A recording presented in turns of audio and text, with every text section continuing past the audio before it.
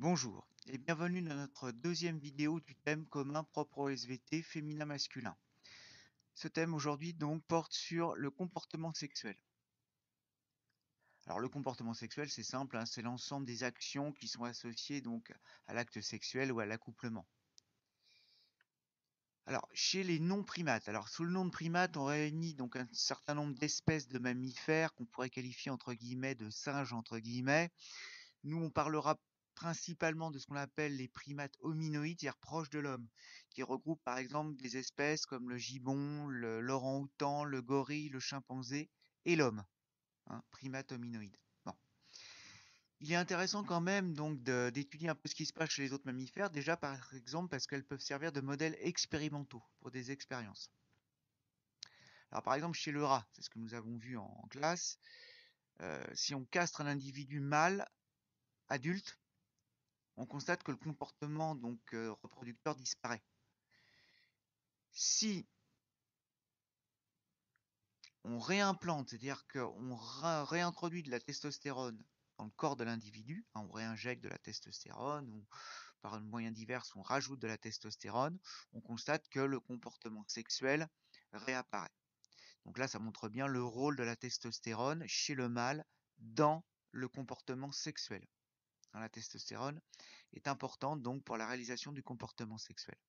Chez les femelles, par exemple ici chez le mouton, il existe donc dans un certain nombre d'espèces des comportements donc de reproducteurs qui dépendent des saisons et notamment donc des activités sexuelles qu'on appelle œstrus, hein, durant laquelle donc à certaines périodes la femelle va accepter le mâle, c'est-à-dire va accepter l'accouplement, et d'autres périodes en dehors de l'œstrus où elle ne l'accepte pas.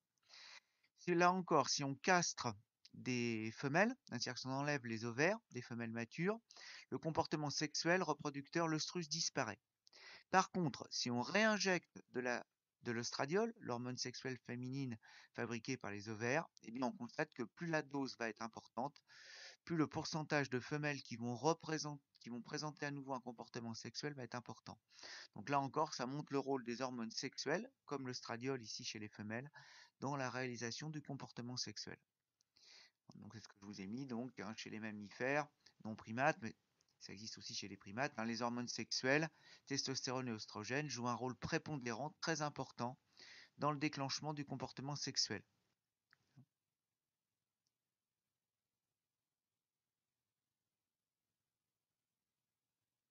Voyons ce qui se passe maintenant chez les primates. Hein, notamment, donc on a parlé de primates hominoïdes, et là on va voir le cas de l'homme.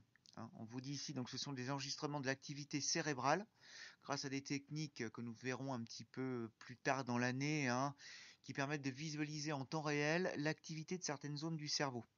Les zones qui sont en rouge donc sont les zones les plus actives.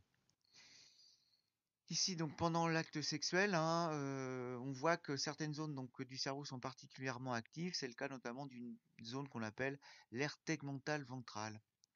Alors, tous les noms des zones que nous allons voir ne sont pas à connaître. Hein, c'est simplement pour les exemples, pour le travail que nous avons effectué. Voilà. Alors, cette aire tegmentale, hein, lorsqu'il y a rapport sexuel, n'est pas la seule à être activée. Il y a aussi un certain nombre d'autres zones du cerveau comme le cortex préfrontal, le noyau accumbens, le septum, l'hippocampe, l'amygdale, etc. Hein, toutes ces zones sont interconnectées entre elles, et avec la fameuse aire tegmentale ventrale que nous avons vue avant, et forment un système que l'on appelle le système de récompense. Ce système donc de récompense est activé lors de la réalisation de certaines fonctions vitales pour l'organisme, comme se nourrir, réagir face à une agression, par exemple en fuyant ou au contraire en ayant un comportement de combat, lors de la reproduction. Et l'exécution d'une de ces actions, se nourrir, se reproduire, etc., va déclencher donc la mise en route, hein, l'activation de ce système et aboutir à une sensation de plaisir. C'est pour ça qu'on parle de système de récompense, parce que la réalisation de l'activité va entraîner une sensation de plaisir chez l'individu. Donc le comportement sexuel, hein, chez ces primates va exister tout au long de l'année. Il est aussi sous l'influence d'hormones, mais l'influence des hormones n'est pas la plus importante et elle dépend principalement donc d'un ensemble de zones du cerveau que l'on réunit sous le nom de système de récompense et celui-ci est stimulé donc lors d'une activité agréable, vitale, et le déclenchement donc de cette sensation de plaisir va motiver donc le renouvellement, la réalisation à nouveau de cette activité.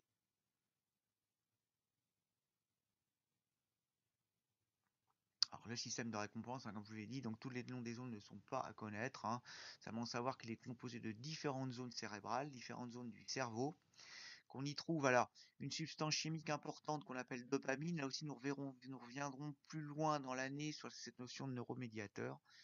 Hein, c'est des substances chimiques qui interviennent dans le fonctionnement cérébral.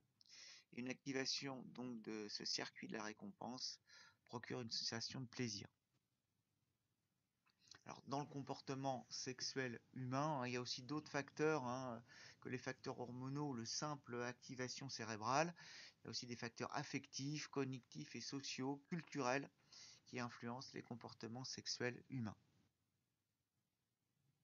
Voilà, hein, un petit schéma pour résumer tout, donc qui montre, hein, donc chez les primates hominoïdes et notamment l'homme, hein, une diminution progressive du rôle de l'influence des hormones, et par contre donc le rôle de plus en plus important du système de récompense